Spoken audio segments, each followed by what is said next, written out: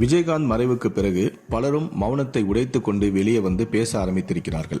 அப்படிதான் வெங்கடேஷ்.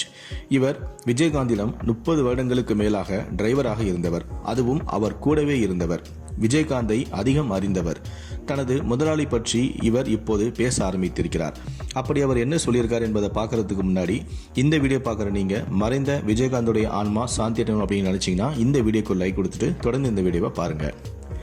கேமரா முன்பு பேச ஆரம்பித்தார் வெங்கடேஷ். ஒரு நாள் கூட அவர் என்னை வேலைக்காரனாக நினைத்து பேசியதே கிடையாது. அவர் எனக்கு அண்ணன் மாதிரி தான். ஹோட்டல் ரூம்களில் தங்கி இருந்த போது கூட என்னை தரையில் படுக்க விட மாட்டார். அவருடனே சோபாவில் தான் படுக்க அனுமதிப்பார். அவர்தான் என்னை வெளிநாட்டுக்கும் அழைத்துச் சென்றார். ஒரு நாள் கூட நான் இது வேண்டும் என்று அவரிடம் கேட்டதே இல்லை. அவரே பார்த்து என்னை கவனித்துக் கொண்டார் என்கிறார் வெங்கடேஷ். அது மட்டுமல்ல, இன்னும் பல விஷயங்களை அவர் பேசியிருக்கிறார்.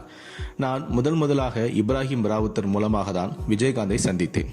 அவர்தான் என்னை டிரைவராக வேலைக்கு சேர்த்தார். சென்னையில் தான் வேலையில் சேர்ந்தேன். அவர்தான் விஜயகாந்திடம் சொல்லி என்னை அவரது டிரைவராக இருக்க சொன்னார். அப்போது விஜயகாந்த் என்னோட டேஸ்ட்டுக்கு தகுந்த மாதிரி இவன் ஓட்டுவாரா என்று கேட்டார்.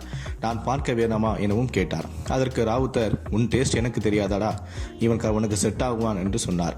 இவன் நல்ல ஓட்டுவான், நான் சொல்கிறேன் வைத்துக்கொள் என்றார். அன்று முதல் 30 வருடங்களாக நான் தான் விஜயகாந்துடைய டிரைவர் என்றபடி பேச தொடங்குகிறார் வெங்கடேஷ். நானும் கேப்டனும் முதலாக காரில் போனது மீனாட்சி திருவிளையாடல் ஷூட்டிங் ஸ்பாட்டுக்கு தான்.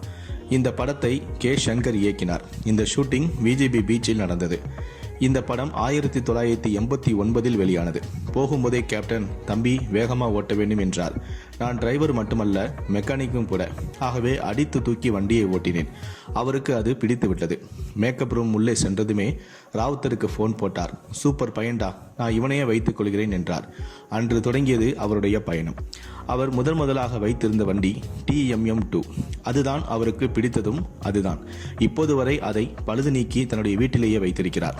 அதன் பிறகு எம்ஜிஆர் மனைவி ஜானகி அம்மா கொடுத்த வேன், அதை தான் அவர் பிரச்சாரத்துக்கு பயன்படுத்தி வந்தார். கேப்டனுக்கு புல்லட் ரைட் பண்ண ரொம்ப பிடிக்கும். மதுரையில் இருக்கும்போதே அவர் புல்லட் வைத்திருந்தார்.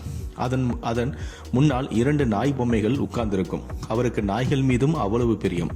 வீட்டில் கூட நிறைய நாய்களை வளர்க்கிறார். அவருடைய மகன்களுக்கும் நாய்கள் மீது பிரியம் அதிகம். என்னை விட வேகமாக கார் ஓட்டுவார் கேப்டன். அவரும் நடிகர் ராதா ரவியும் சேலம் டு கோயம்புத்தூர் ரைடு பண்ணுவார்கள். அப்போது எல்லாம் என்னை பின்னால் உட்கார வைத்து விடுவார். எனக்கு ரொம்ப பயமாக இருக்கும். அவர் வண்டி ஓட்டும் போது பயப்படக்கூடாது என்பார். வண்டி போனாலும் பரவாயில்லை, நம்ம பாதுகாப்பு தான் முக்கியம். ஆகவே வண்டிக்கு அடிபட்டு விடும் என்று பயப்படாதே என்பார். இவ்வாறு கூறினார் வெங்கடேஷ். மேலும் அவரிடம் விஜயகாந்த் மதுபழக்கம் பற்றி கேட்டதற்கு, உலகத்தில் குடிக்காத மனிதர் யார் உண்டு? அவர் மிக கடுமையான சண்டை காட்சிகள் செய்வார். அவரை போல கடுமையான சண்டை காட்சிகளில் ஈடுபடும் நடிகர்கள் யாருமே இல்லை. டூப் கூட போட மாட்டார். அவருக்கு மதுபழக்கம் இருந்தது. ஆனால் இவர்கள் சொல்வதைப் போல, மற்றவர்கள் சொல்வதைப் போல அவர் அடிமையாகலான் இல்லை.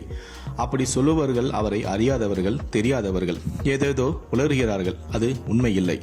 காலையிலே எழுந்து உடற்பயிற்சி செய்வார். அதை எப்போதுமே அவர் விட்டது இல்லை. அவரது காலை பிடித்து தூக்கச் சொல்வார். அதை நெற்றி வரை கொண்டு வந்து தொடுவார். அப்படி செய்வது கடினம்.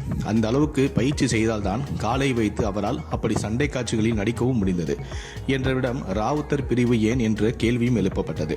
அதற்கு அவர், கல்யாணத்துக்கு முன்பு வரை எங்களுக்கு சம்பளம் கொடுப்பது, வரவு செலவு கணக்குகளை பார்ப்பது எல்லாமே ராவுத்தர் அண்ணன் தான். கல்யாணத்துக்கு பிறகு அண்ணி வந்துவிட்டார். ஆகவே அவர் பல விஷயங்களை கவனிக்கவும் தொடங்கினார். அப்படித்தானே எல்லார் வீட்டிலுமே நடக்கும். அதுதானே கேப்டன் வீட்டிலும் நடந்தது. இதில் ஒரு புதுமை இல்லையே. அந்த மாற்றம் வந்த பிறகு ராவுத்தர் கொஞ்சமாக விலகலும் உருவானது. திருமணத்துக்கு முன்பு கேப்டனை ராவுத்தர் எப்படி பார்த்து கொண்டாரோ அதே போல பின்னால் அண்ணியும் அவரை பார்த்து கொண்டார். அதுதானே இயற்கை என்று தன்னுடைய பேட்டியை முடித்துக் கொண்டார் வெங்கடேஷ்.